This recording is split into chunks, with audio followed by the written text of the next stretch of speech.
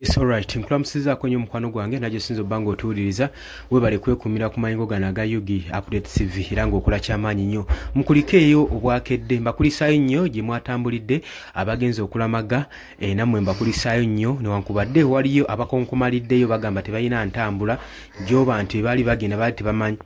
baali tebakimanyi nti nno oba oli awo banaakomawo okwaboobe naye anyway abali mu diaspora mbalamusizaako nnyo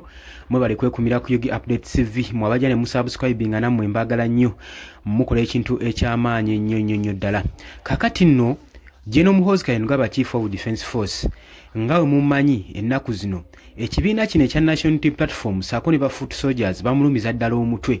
alaba nga batambulira mu bitiibwa oba oli awo bye yanditambuliddemu era kino ekintu kimulumiza ddala omutwe era tayagala kirabako era avuddeyo eggulo twalabye ng'agenda maaso n'okulabula ng'agezaako okuba nga abalumiriza kakati avuddeyo n'akkaatiriza ensonga Muhoozi Kainerugaba Chief of Defence Force ng'agamba nti ekibiina kino ekya National Unity Platform ekikulibwa Robert Kyagulanyi Ssentamu amanyikiddwa nga Bobi Wine nti si just a political party nga we tulowooza mmwe ng'emulowooza wabula akirumiriza okuba nga eno branch y'abayeekera ba ADF agamba eno branch y'abayeekera ba ADF n'engeri gye operatinga mugiraba n'engeri gye bikola action zaabwe gye bazikolamu muziraba era agenda maaso n'okulumiza agamba engeri ne gye bategamu bomu nga batagetinga ba civilian abantu ba bulijjo abatayina kibamanyi abali decent agamba nti n'engeri gye babategetingamu nga agenda maaso n'obba bwatula bomu mwagirabyeko kakati agenda maaso n'okulumiriza mu ngeri yonna aba agamba nti ekikola ekyalabiddwako eggulu emunyonyo wali eri ku kyaki ya Uganda Matters Church bomu yabalukiddewo kigamba nti wabalukiddewo bomu nti ekibiina kino ekya National Unity Platform kyekyabadde emabega w'ekikolwa ekyo General Muhoozi Kainerugaba Chief of Defence Force bw'alinga bw'atyo bw'agamba newankubadde ekibiina kya National Unity Platform tekinnawa kubanga kiva kyanukula ku byogerwa General Muhoozi Kainerugaba kubanga bagamba babimanyira post ze zagenda maaso n'okupostinga ku mukutu gwa Twitter abalala babitwala nga bali ebiri serious byagenda maaso n'okupostinga naddala abo bagenda maaso n'okumugoberera General Muhoozi Kainerugaba wabula ate babala bagenda maaso n'okulaba nga Katemba Kazanninkirizi ng'ono anoonya fame n'obumanyifu eri abantu mu ggwanga yonna abamu bagamba jjukira nti no General Muhoozi Kainerugaba okuzaako emabega yagulawo ekibiina ekya pool nagenda maaso n'okola mobilization tours ez'enjawulo okwetooloola eggwanga asobole okuba nga abunyisa ekigambo enjiri ey'obufuzi ng'engeri gy'agenda okuba nga ajjamu ku ntebe ya kitaawe era yali alangiridde ng'agenda kulabikirako ku ballot paper ng'agamba agenda kuba nga avuganya mu kulwesinga kwa akalulu ka 2026 ne Robert Kyagulanyi Ssentamu naye tetumanyi kikyamugjayo leeta twalabanga ebintu tebitambula bulungi nnyo ng'ekibiina tekinyikidde nnyo mu bantu kyebaba basala amagezi mangu naddala ono Secretary General waakyo Kabanda n'agamba ekintu kino ndowooza tekijja kukola katupulaningeyo pulaani endala bw'atyo twagenda okuwulira nga Chief of Defence Force Muhoozi Kainerugaba avuddeyo ku mukutu gwa Twitter ng'alangirira nga watagenda kulabikirako ku ballot paper ng'agamba sigenda kubanga ndabikirako ku ballot paper wabula mu abadde abawagizi bange kyannaku nnyo naye mudde mabega wa kitange Mwami Yoweri Kaguta Museveni kati avuddeyo ng'agamba nti ekibiina kya National Unity Platform eyo si political party wabula branch y'abayeekera ba ADF bano bagyekweseemu bwekwesi tulaba ne practice zonna zibakola bakolera ddala nga bo era tubalaba ebikolwa byabwe era ng'agamba nti tumanyi ne gye batrayiningira mu mawanga agatuliraanye agago ku mulirwano tumanyi beesezi zaabwe ze batrayiningiramu obuyeekera bano basobole okuba nga balumbagana Uganda nga bagenda mu maaso n'okutega bomu naye agamba tubimanyi era tugenda kuba nga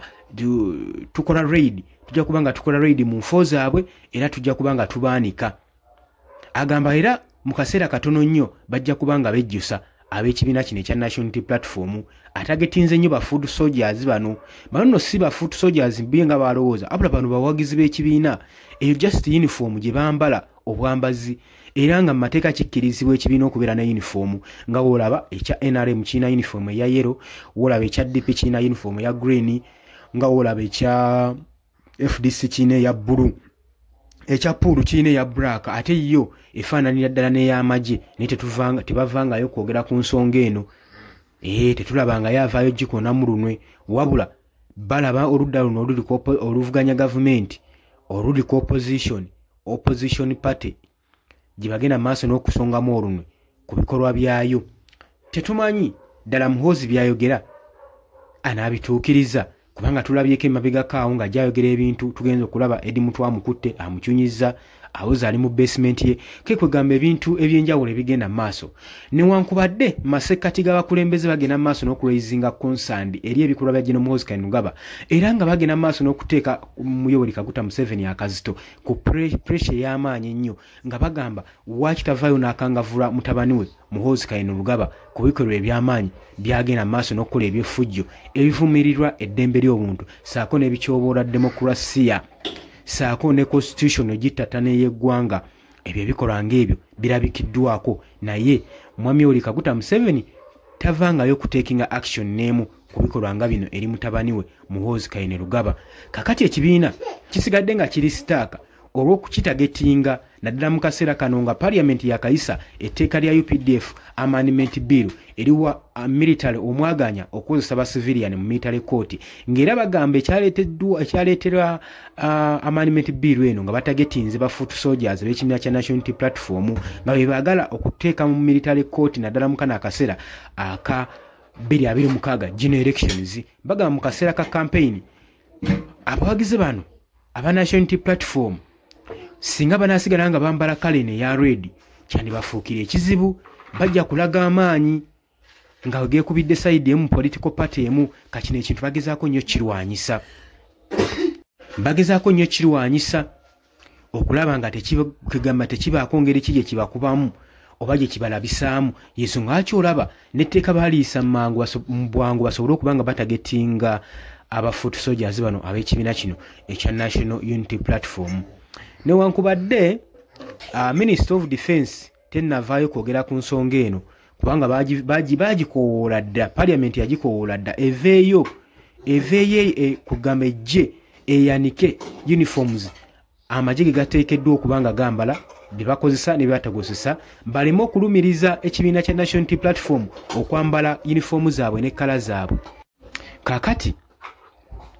Minister Abofi yasirika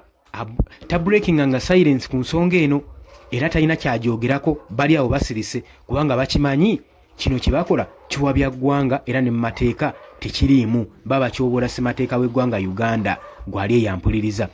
Oli ku UG Update TV kosinzo bango tuuliriza webali kwekumira ku mayingo gano abula gwa tannatweyunga nkutegeeza kirya wansi olw'ekigambo subscribe kikoneko obeere nga otweyungako. Abali emitala w'amayanja, abali Canada, abali Dubai, Saudi Arabia, US, UK mwenna mbalamusizaako nnyo mukola kyamaanyi okwekumira ku mayingo gano. Mbagala nnyo, tugenda kuba nga tukomawo mweraba.